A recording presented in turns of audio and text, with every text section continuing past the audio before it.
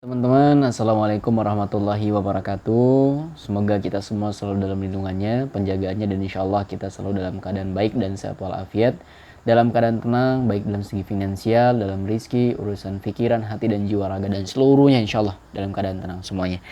Jadi saya bercerita sedikit tentang pengalaman saya pribadi, karena saya masih kelas 11 SMK, naik di kelas 2 SMK. Jadi di situ kan di sistem sekolah ini ada yang namanya sistem PKL ya. PKL itu kayak praktek kerja lapangan. Yang saya amati dari PKL ini dari pengalaman saya juga dan saya amati dari teman-teman saya juga nih. Maaf. Mereka banyak yang PKL sana sini, kemudian ada juga yang dari perusahaan itu, ada sebagian dari perusahaan yang barangkali memberikan seseran atau bayaran kepada anak PKL itu, tapi ada juga yang mana perusahaan itu memperbudak anak PKL-nya, bahkan tidak membayar anak PKL itu, bahkan membiarkan anak PKL itu untuk ya bekerja sebagai pekerja gitu, layaknya budak tanpa ada bayaran, tanpa adanya, itu namanya kerja rodi. Dan yang saya ambil hikmah dan saya petik dari yang pengamatan saya pribadi, karena saya termasuk orang yang filsafat juga, yang mengetahui akar dari segala akar itu. Jadi yang saya amati dari teman-teman saya, mereka ini PKL ya. PKL di suatu perusahaan, yang mana perusahaan itu kan anak PKL ini membantu suatu perusahaan itu agar perusahaan itu lebih maju dengan adanya mereka gitu kan.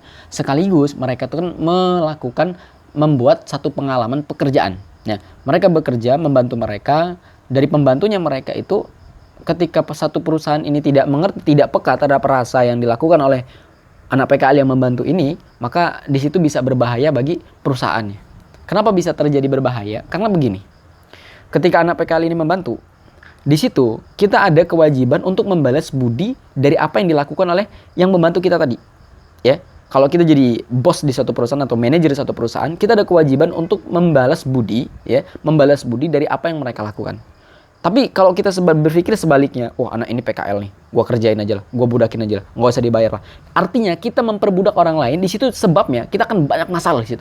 Bisa jadi perusahaannya bangkrut, bisa jadi perusahaannya hancur, bisa jadi rezeki dia yang niat seperti itu akan seret, itu bisa jadi. Kenapa? Karena dia ini anak PKL ini datang dengan niat untuk membantu dengan niat yang baik. Tapi di sini direspon sama bos atau manajernya dengan respon yang negatif. Diperbudak, di lain sebagainya, tidak digaji. Dan di sini artinya si bos atau manajer ini dia tidak punya rasa terhadap anak PKL ini. Barangkali anak PKL ini kan dia juga butuh makan, butuh minum, butuh jajan, butuh uang bensin, butuh uang rokok, kan gitu.